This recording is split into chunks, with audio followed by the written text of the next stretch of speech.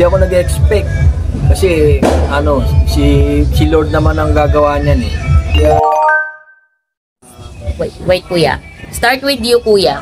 And friends ko sa bahay, sa school, dyan sa labas. Yung mga taong nakakasalumuha ko sa mga napupuntahan ko, sa mga nararanasan ko at mga natutunan ko. Okay. Doon ako naging thankful at natutuwa ako ng taon. Okay.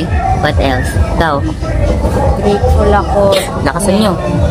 Grateful ako ngayong 2023 dahil nakabalik na tayo sa pag-church tapos nagkaroon pa ako ng real best friend. Okay. What else? At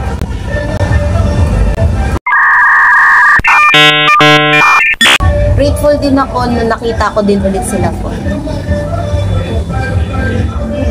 Okay, what? Parang hindi ka grateful eh. Malungkot mukha mo eh.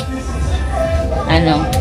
I'm grateful this year is kasi Lakasan mo. sa mga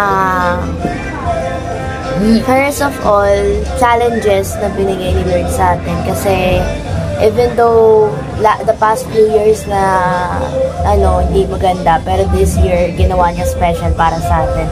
And I hope this new year din to gawin niya pang mas special, and thankful din dahil nga nakakilala ko ng mga bagong tao at nakaroon ako ng experience na hindi ko mainaasahan at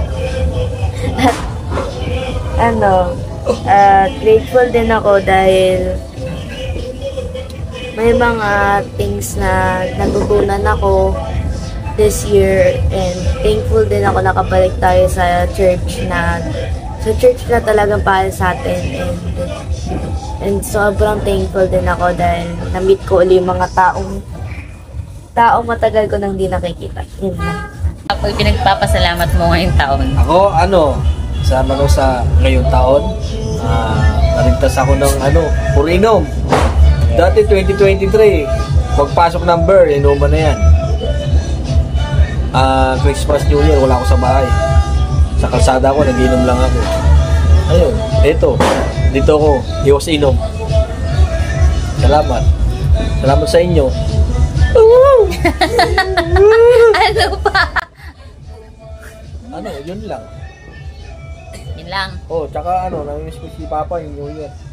Bayan? Anong kailangan kong gawin? Yun lang po. I'm thank you. Ako, grateful ako ngayong 2023 sa lahat ng nangyari sa buhay natin na naging lesson sa buhay natin.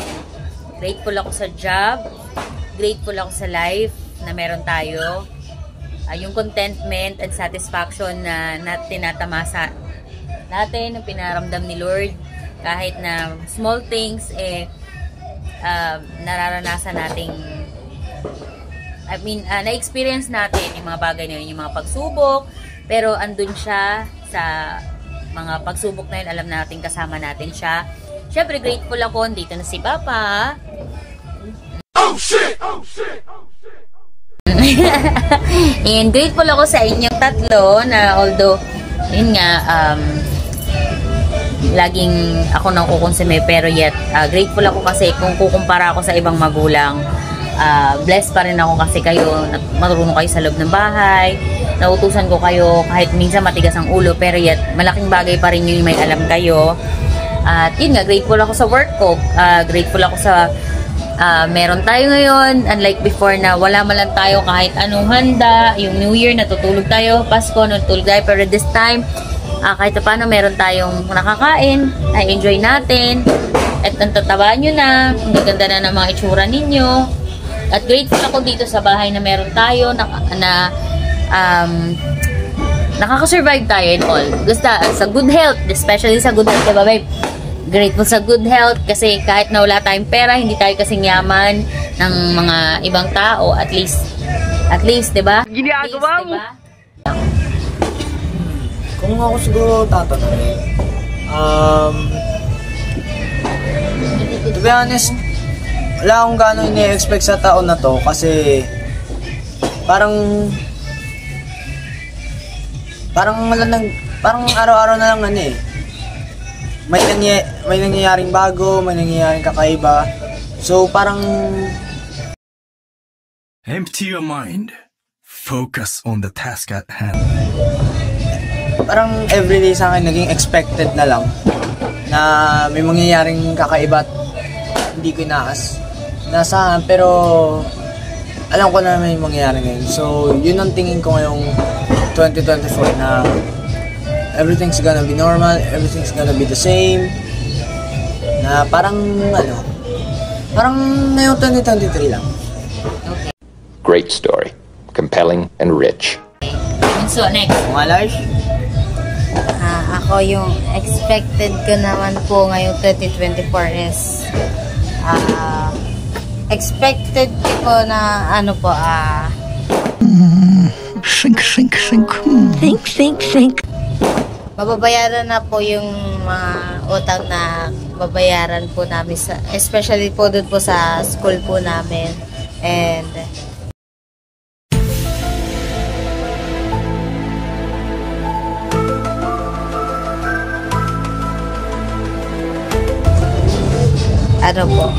magkakaroon po ng pera. Yun pa. Ang expected ko this 2023 is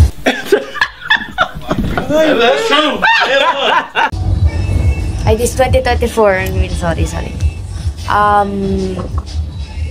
Peaceful life, good, new challenges, and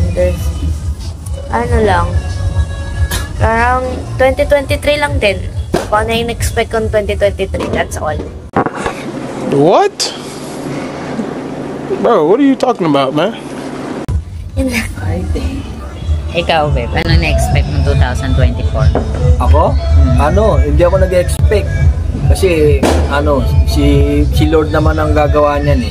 Kaya hindi ako nag-expect. Si Lord na ang bahala kung anong magiging future natin ng 2020. Amen. So, yun nga, sabi niya tama, whatever, yung mga plans kasi natin sa buhay, we're not sure kung, diba, kung yun ba yung mangyayari. Kasi, minsan, whatever we plans, tapos hindi nangyari, frustrated tayo, diba? So, tama siya, gaya ng sinabi kanina sa church, na si God pa rin yung may alam kung ano yung future natin. So, siguro ako ang na-expect ko lang, at ang gusto ko lang talaga mangyari this year, this coming year for all of us, lalo pa kami tumibay, lalo pa kaming lumawak sa aming faith, maging maayos pa, lalong sumunod, lalo kaming sumunod, at lalo kaming mamuhay ng naayon sa kagustuhan ng Panginoon. Yun lang. So right now po, we just like to say Happy New Year! Happy New Year! To all of you, mga kadiskarte. So we're just gonna cut this off now because magpe-pray na po kami para salubungin ang bagong taon. So guys, I hope that you do the same. Pray po tayong lahat for the gratefulness, pagpapasalamat sa lahat ng blessing na pinagkaloob this 2023 at sa guidance ni God coming this year 2024 na maging sundin natin yung plan ni Lord ano man ang mangyari. Amen? Amen. Okay. See you soon, guys. Happy New Year!